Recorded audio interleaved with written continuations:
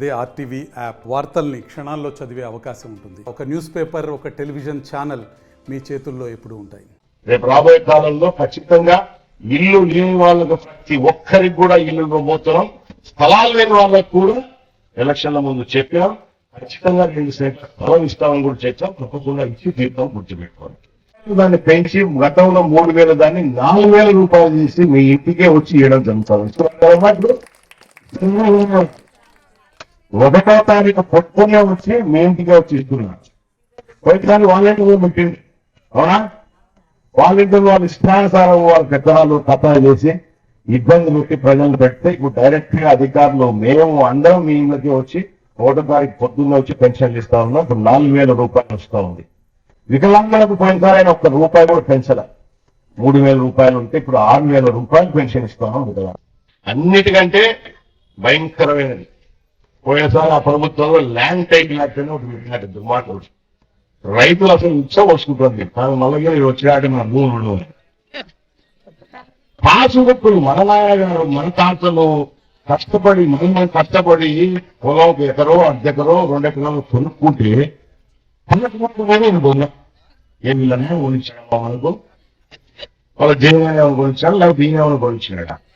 దాని మీద కూడా ఆయన బొమ్మ దేవుడికాడ కృపగానే రాళ్ళు వేస్తే బౌండరీ రాళ్ళు వేస్తే దానిలో కూడా రాయో అనుకున్నా. ఏ గాంధీ కూడా శ్రీకృష్ణుడా రావుడా ఎవరు దేవుళ్ళ బొమ్మలు కూడా లేవే. వాళ్ళ గురించి దేవుళ్ళ బొమ్మలు ఏసుక్రీస్తు లేవు, అల్లాహ్ ఏ ముఖ్యమంత్రి లేదు, ఏ ప్రధానమంత్రి లేదు, ఇంతవరకు ఉండకూడదని. దాంట్లో ఇంకెంతసేపు ఉన్న ప్రభుత్వ రాజముద్ర వల్ల మీ ఫోటోలు ఉండాలి. ల్యాండ్ టైటిల్ యాక్ట్ ఏదైతే రైతులంతా భయపడుతున్నారో వాస్తవానికి పొరపాటు వల్లగే గవర్నమెంట్ ఆ గవర్నమెంట్ వచ్చితే ఎవరికి 1 సెంటు భూమి కూడా మిగలదు.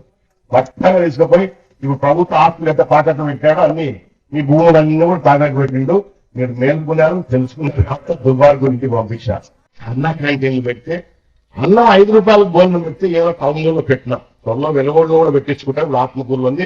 రాష్ట్ర వ్యాప్తంగా అన్న క్యాంటీన్లు పెట్టి పేదవాళ్ళు ఏదో ఒక ఆఫీస్ ఫండ్ మీదనో నో పని మీదనో టౌన్కి వస్తే ఆయనకి మళ్ళీ ఇంటికి రావాలంటే ఇబ్బంది పడకూడదని 5 రూపాయలు రుణ పెడితే తిరుమల తిరుపతి దేవస్థానం అత్యంత పవిత్రమైనది. అందరం కూడా ఎంతో భక్తి భావంతో పోతాం.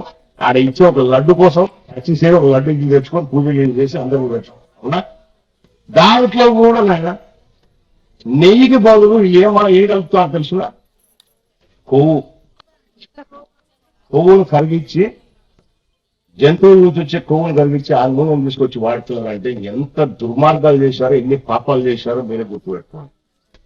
అవన్నీ ఇప్పుడు బయటపడినాయి, ఇంకా వస్తాయి. ఆ ల్యాబ్లో సప్లై చేస్తున్న నెయ్యిని టెస్ట్ చేస్తే వాళ్ళు నెయ్యి ఇస్తున్నారు. అది జంతువుల కొవ్వుతో తయారు చేసిన ఆయిల్ వాడుతున్నారు తిరుపతి లడ్డులో. ఇంత ఘోరాతి పాపాలు చేసి పెట్టినారు. ఇలా పాపాలు తీస్తా ఉంటే వస్తూనే ఉన్నాయి. ఖచ్చితంగా వీళ్ళ మీ అందరి మీద యాక్షన్ ఉంటుంది తప్పకుండా. మీరు దయచేసి మాకు ఇచ్చిన అవకాశాన్ని మేము ఖచ్చితంగా ఉపయోగించుకుంటాం. మీకు సేవ చేయడానికే మేము ఉన్నాం ఇక్కడ. ఖచ్చితంగా సేవ చేస్తాం. మరిన్ని వీడియోస్ కోసం ఛానల్ ని సబ్స్క్రైబ్ చేయండి. లేటెస్ట్ అప్డేట్స్ కోసం వాట్సాప్ ఛానల్ ని ఫాలో చేయండి. అండ్ లింక్ డిస్క్రిప్షన్ లో ఉంది.